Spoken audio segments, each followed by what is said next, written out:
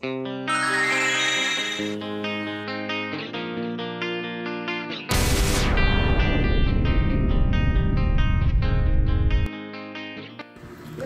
guys, welcome back to our channel. For today's video guys, meron kami papakita sa inyo. Ito naman yung pagbuo ng 32 inches diameter na kapis parol. Sa ngayon, ito na yung pinakamalaki sa lahat ng ginawa namin. Kung gusto niyo ang ganito mga video guys at hindi ka pa nakapag-subscribe, huwag mong kalimutan mag-subscribe at saka pakihit na rin ang notification bell para updated ka naman sa bago na may mga video.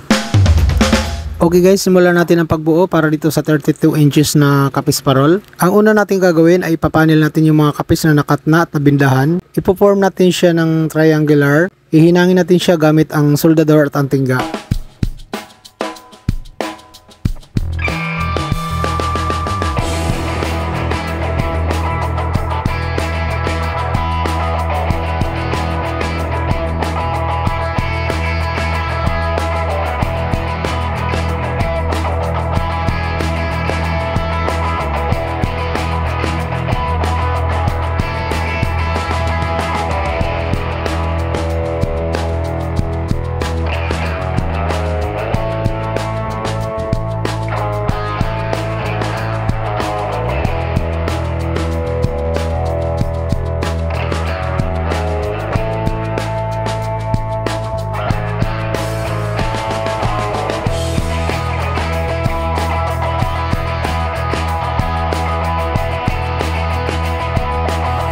Okay guys, pagkatapos natin mapanel ang mga kapis ng triangular shape, ipoporma naman natin siya ngayon ng pyramid. Hinangin pa rin natin siya gamit ang soldador at antingga. Paalala lang guys, sa pag-DIY, kunting ingat lang sa paghawak ng soldador dahil napakainit nito.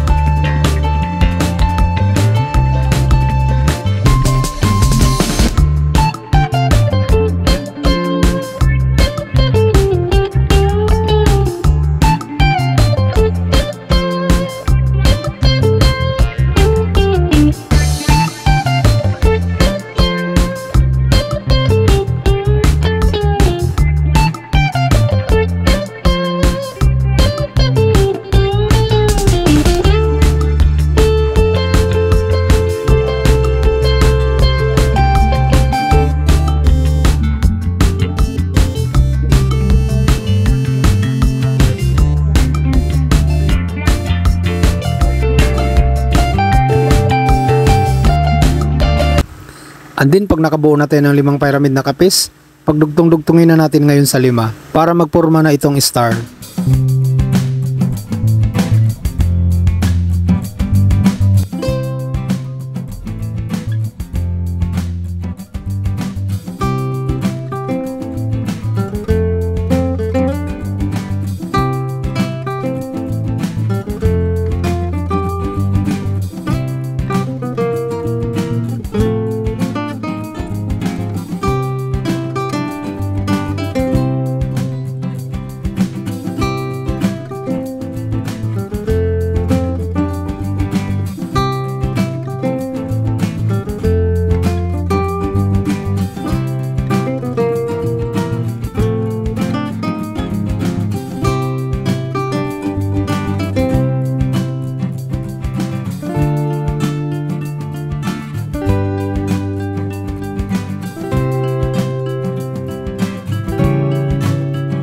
And then pag maporma na natin yung star, gagawa na tayo ng takip na pentagon shape para sa gitna.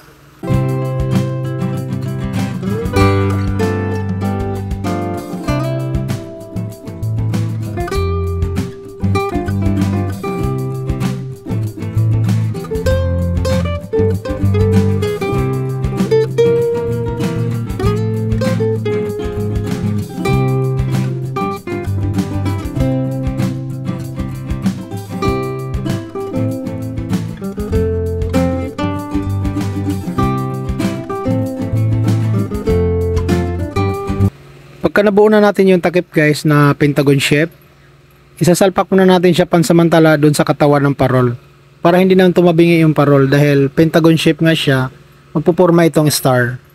Bago natin sasalpakan ng pabilog na wire na magsisilbing frame niya sa panlabas, ito naman yung tinatawag na palikpik. Ihinang natin ito ang wire frame sa bawat dulo ng star. Pangloob pa lang ito na frame guys, meron pa itong panglabas.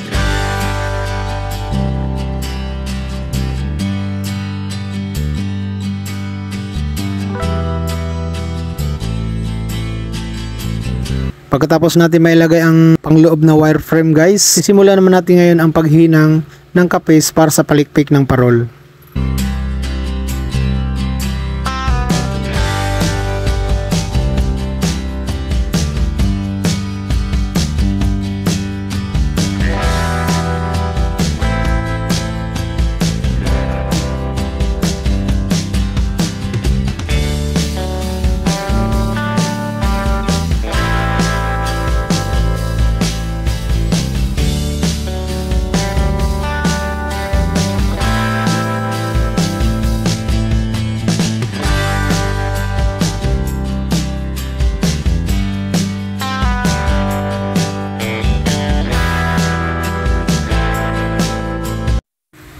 Okay, pagkatapos natin maihinang ang mga kapis guys para sa palikpik ng parol, sisimulan naman natin ngayon ang paglagay ng wire frame para dito sa panlabas.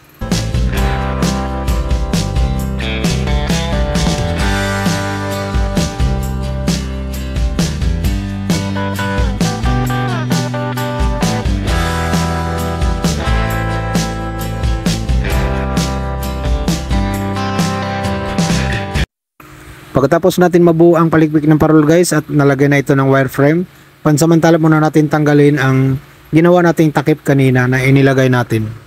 At lagyan na rin natin ng brace o reinforcement para maging matibay yung palikpik at lagyan na rin natin ng handle or hawakan.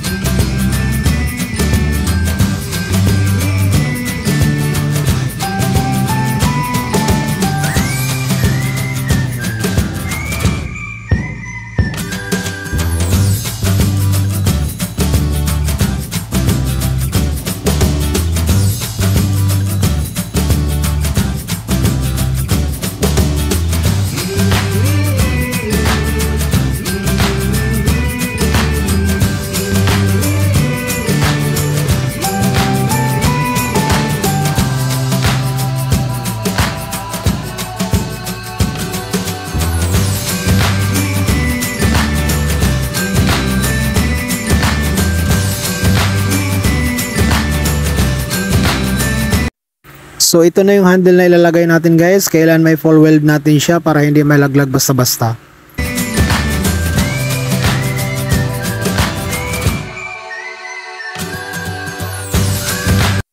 And then pagkatapos natin mabuo yung star guys at nalagay na natin siya ng palikpik, gagawa naman tayo ngayon guys ng malilit na stars para sa paningit niya.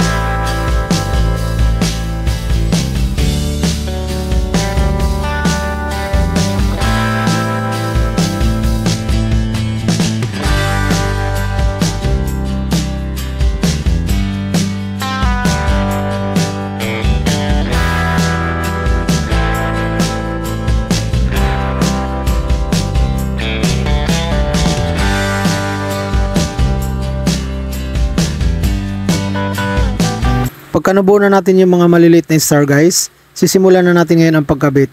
Ihinang natin siya doon sa bawat sulok ng malaking star.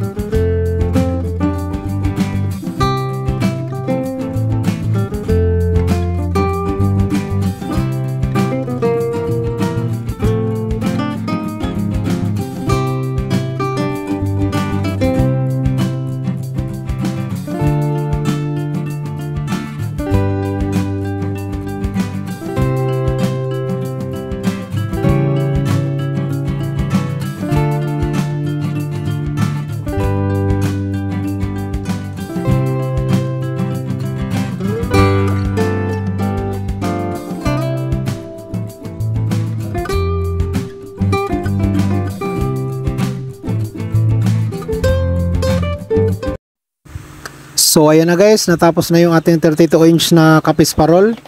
Ready na to siya guys para hugasan. Kasama yung takip na pansamantala nating tinanggal kanina.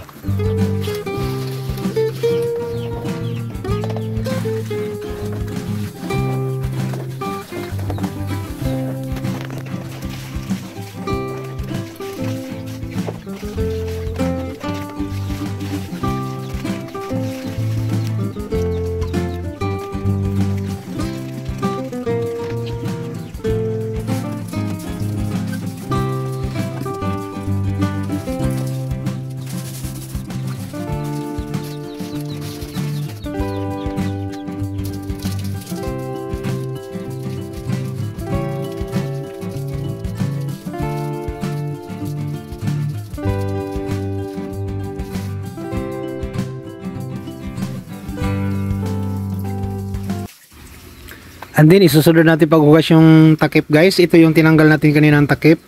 Kaya natin tinanggal to guys para hindi siya mahirap hugasan. Madaling dukutin pag binabrush yung loob kasi yung kapis medyo malumot kasi galing ito sa dagat. Ito yung kapis shell.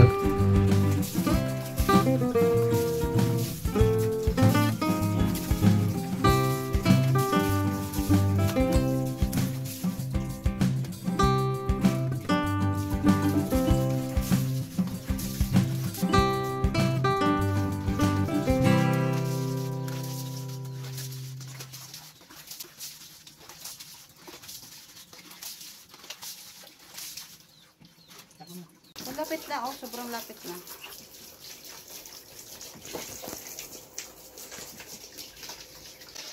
And then pagkatapos natin hugasan guys, ikakabit na natin yung takip sa parol.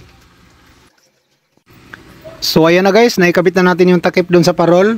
So ito na yung ating 32 inches diameter na kapis parol. Thank you for watching guys. Don't forget to like and subscribe. God bless.